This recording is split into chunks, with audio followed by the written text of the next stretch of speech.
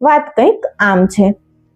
પરણીને આવી છે તે ઘડીથી રૂપીને જપ નથી. એને તો બસ એક જ રટ લાગી ગઈ છે.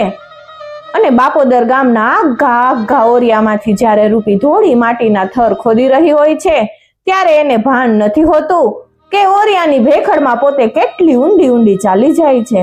વટે માર્ગું જોતા જોતા ચેતવતા જાય છે, રૂપી ભેખડ પડશે ને તુને દાટી દેશે હો બેટા.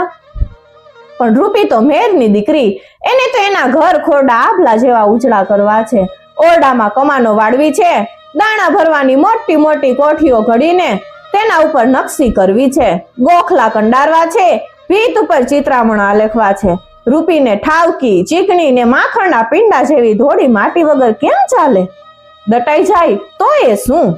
માટીના સુંડલા પોતાને માથે મેલી ને મલકતી રૂપી ચાલી આવે છે.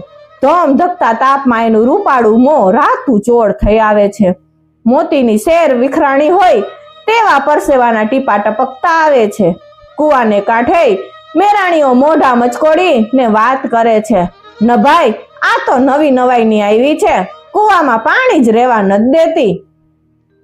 કોણ જાણે અધરાતની બેડા તાણવા માંડે છે. નિસરણી ઉપર ચડી ને રૂપી જ્યારે પોતાના ઘરની પછીતને અને ઊંચા ઊંચા કરાને ઓડીપા કરે છે ત્યારે પાડોશણો આશીર્વાદ દેતી જાય છે કે વાલામુઈ પડે તો ઠીક થાય.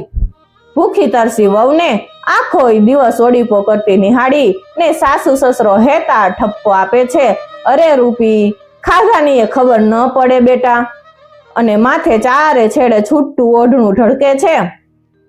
એના ઘઉંવર્ણા ગાલ ઉપર ગોર માટીના છાંટા છંટાઈ ગયા છે. એના દેહના દાગીના ધૂળમાં રોડાઈ ગયા છે.